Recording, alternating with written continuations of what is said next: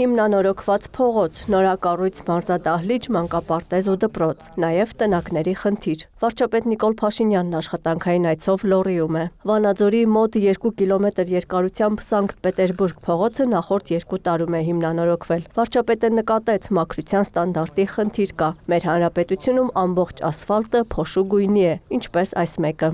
Գոնե գիտեք ինչ այն ճանապարհները, որ նոր անում են,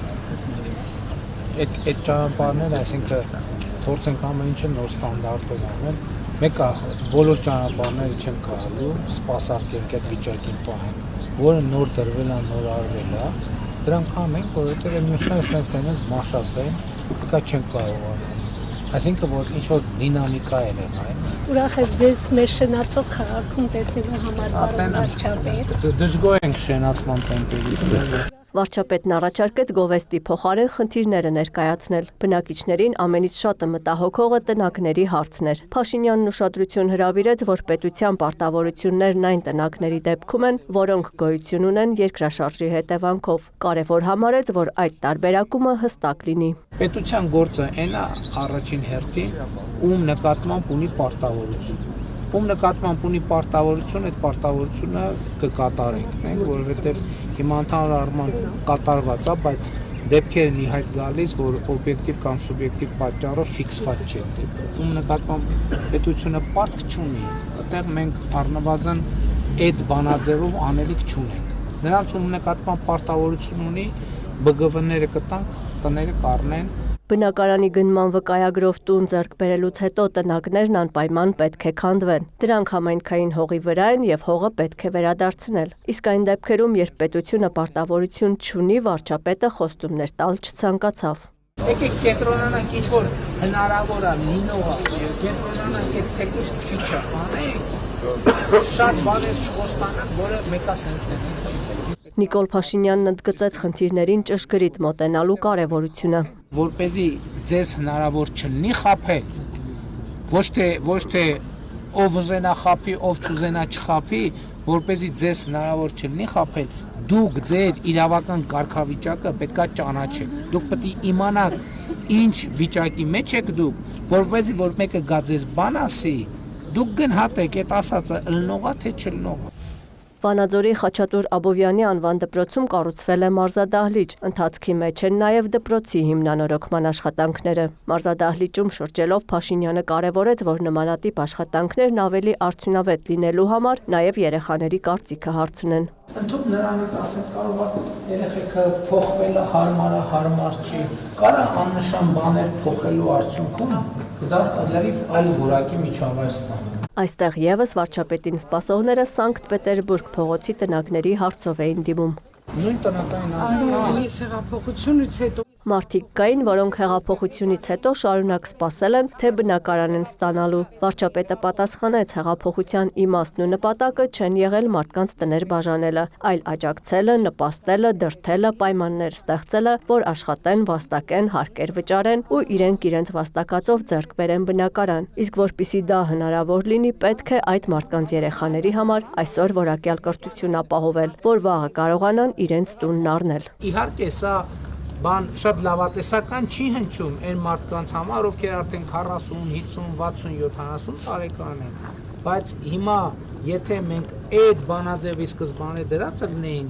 ձեզնից շատերը եւ կամ ձեր երեխեքը արդեն տուն առած կլինեն, այս տնակներից դուրս եկած։ Վարչապետի հաջորդ կանգառը Վանաձորի համար 8 նորակառույց մանկապարտեզն էր, 500-ից մեկը, արձանագրել է վարչապետը, նկատի ունենալով կառավարության 300 դպրոց, 500 մանկապարտեզ ծրագիրը։ Շնորհակալություն, որ մեր հայրենիքն դպրոցներ, մանկապարտեզներ կառուցել եք։ Իմ հարցը, որպես Վանաձորի քաղաքացի, ես ուզում եմ մեր քաղաքը չանտեսվի։ Խնդրում եմ, որպես երրորդ քաղաք չանտեսեք։ M3 միջպետական ճանապարհի Սպիտակ Վանաձոր գրեթե 12 կիլոմետր հատվածը հիմնանորոգվել է։ Հայաստանում երբեմն ճանապարհները չնայած նոր կառուցված լինելուն անհարթություններ են ունենում։ Վարչապետը չի բացառում, որ դրանցով երթևեկողները կարող են մուտք գործարքների մասին կասկածներ ունենալ։ Հետևաբար պետք է իրազեկել, թե պետությունն ինչ է անում նման դեպքերում ու որ աչք չի փակում։ Մենք այս պահին ամբողջ հանրապետությունում 26 չընդունված ճանապարհ ունենք, որի համար վճարումները կեսից ավելի պակաս են կատարել։ Ինչ են կողմի այդ ճանապարհը։ շտկումներ են տալիս, բան վարչապետ, որոշ դեպքերում վերին շերտի, եթե այնտեղ որտեղ հարցան է կապած հարցա։ Պետք է ասենք, որ այս ճանապարհները ընդունված չեն, որովհետև մարդը բորբոքվելու է իրեն մեջ դրանից, ասի եկի, այսքան գործ արել են իսկի գոնե իմանա, որ process կա, կամ գոնե իմանա, որ դրա գինը պակաս է վճարվել։ Սպիտակ Վանաձոր այս ճանապարհահատվածն էլ դեռ չի ընդունվել։ Իսկ ինչ կարգի խնդիրներ կան։ Երթևեկամասի հետ որպես այդպիսի խնդիրներ չկան։ Կառավարության ծրագրով նախատեսված 500 մանկապարտեզներից մեկն էլ Սպիտակում է կառուցվել։ Մսուր մանկապարտեզ նախատեսված 144 երեխայի համար։ Քաղաքաշինության կոմիտեի նախագահը վստահեցրեց, այս շենքը չի փլվի եւ ոչ մի երկրաշարժից։ Ռեֆորմացվի, ճաքի, կարող անունի, բայց երբեք չի փլվի։ Մսուր մանկապարտեզը, որ սաներին կընդունի արդեն առաջիկա օրերից, Սպիտակից հեռու է 2.5 կիլոմետր։ Հարմար տարածք քաղաքում չի գտնվել, եւ այդ իրավիճակում հաշվի է առնվել, որ հնարավորինս մոտ լինի նաեւ մեկ այլ բնակավայրի ու հետեւաբար հասանելի այդտեղ ապրող երեխաներին։ Շատ կարևոր բան է, որ մենք ասենք մանկապարտեզ, շատ հստակ լինի, թե ինչ նկատի ունենք, որ ասենք սպորտ դահլիճ, շատ հստակ լինի, թե ինչ նկատի ունենք, որովհետեւ ասենք հիմա դժվար է գալիս այս կետին, որովհետև գրում ենք միտեղ տեղ մենք մանկապարտեզը մի բան է, ուրիշտեղ ուրիշ բան է, միտեղ սպորտ դահլիճը մի բան է, մյուս տեղը մի բան է, այսինքն սպան պետք է տեսեք ինչ լավ վիտրաժ է, շատ սիրուն բան է, մտածողությամբ ձևավորող սենց ներկայությունների վրա է, երեխեքի աշխարհակալի ձևավորում։ Ընդ կանգնեք չթրջվեք։ Գարգառում էլ կրթահամալիրի կառուցման աշխատանքներն են ընթանում։ Դպրոցը նախատեսված է 200 երեխայի համար, մանկապարտեզը 80։ Հապես առաջին պատրաստի կրթահամալիրը երկու ունենանք, որ համ դպրոցը, համ մանկապարտեզը Այս տարի կունենանք։ որտեղ Երևակայի Պարուսևակում։ Գարգառում գործող դպրոցը տիպային չէ, 87 թվականին կառուցվել է որպես մանկապարտեզ, 99-ին վերափոխվել դարձել դպրոց։ Ստեփանավանի համար 3 նորակառույց դպրոցը շահագործման է հանձնվել 6 ամիս առաջ։ Ոնց որ ոչ մի անգամ չեն օգտագործել, հա լոգա բանը։ Տղաներն էլ աղջիկներն են։ Կազմակերպչական վերջի դասին պլանավորել է։ Հիմա ես մի բան ասեմ, հիմա չգիտեմ, կարող է այո, կարող է ոչ։ Հիմա գյուղից էլ են երեխեքը։ Հիմա բոլոր երեխաների տներում տաք ջուր եւ լոգան կա։ Ոչ, այստեղ կա այդ բոլոր պայմանները, որոնք Նենց խրիկ օգտագործվում է։ Ես տեսա, որ լոգանը ոչ մի անգամ չի օգտագործվում։ Գուցե դասից հետո փոքրիկ գենիկ ինչ-որ բան։ Այո, թեկուզ այո, թեկուզ դասից հետո ասել երեխեք, բան արեք, նա ցնցողը ով ու պետքա քաջալերել, մի հատ լոգան կընդունեն, լոգան ընդունի, ինչ կլինի։ Իրականում նաև մշակույթի հարց է, էլի, որ տևական ժամանակ չի եղել, ինչ-որ ժամանակ է պետք որ դա ձևավորվի, բայց որ խրախուսենք, կարծում եմ երեխեքները։ Դե էդ հարցը որ ինչ-որ պետք է մտածել։ Վարչապետն իր ելույթում նախ շնորհակալություն հայտնեց աշխատող օրինական հարկերը վճարող բոլոր քաղաքացիներին, որոնց գեներացրած միջոցների շնորհիվ էլ կառավարությունը ի վիճակի է եղել կառուցել այս դպրոցը։ Մենք հույս ունենք, որ դպրոցը եւ այսպիսի դպրոցները իրենց ֆիզիկական միջավայրով եւ բովանդակությամբ կօգնեն, որ մեր աշակերտները իրենց հետագա ողջ կյանքի ընթացքում ինքնավստահության ավելի մեծ պաշար ունենան։ Եվ մենք վերջին շրջանում շատ քննարկում ենք եւ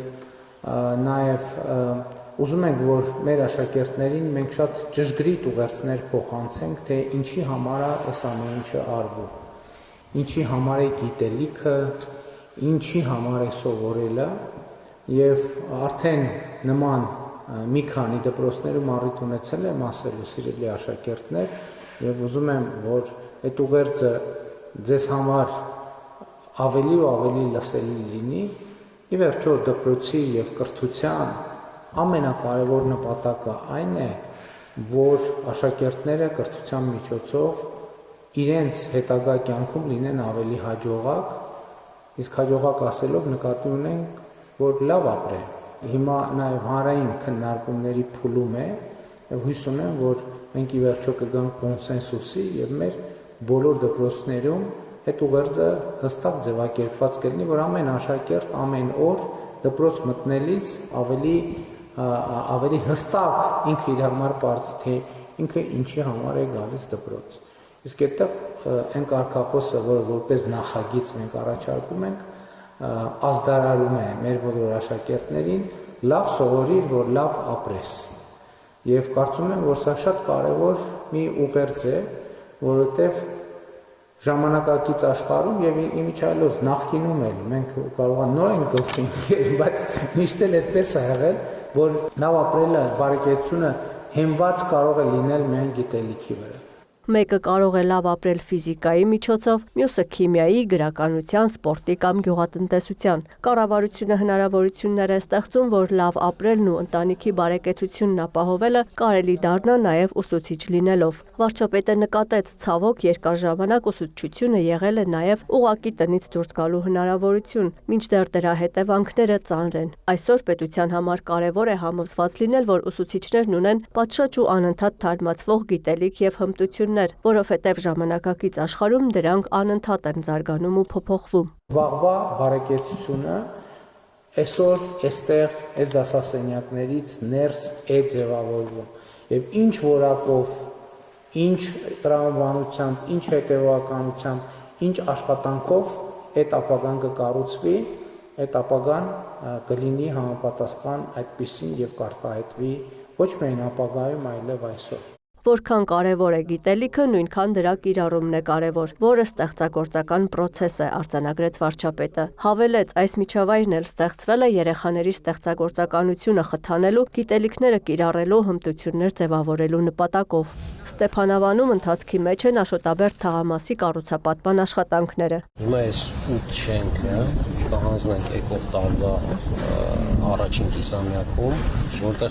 տարվա առաջին կիսամյակում, ունենանք 164 բնակարան, կվերաբնակեցնենք, հետո հաջորդ փուլի փայտաշեն շենքերը կհանդենք։ Համայնքը կունենա 15 շենքից բաղկացած նորակառույց բնակելի թաղամաս։ Աննա Զախարյան, լուրեր։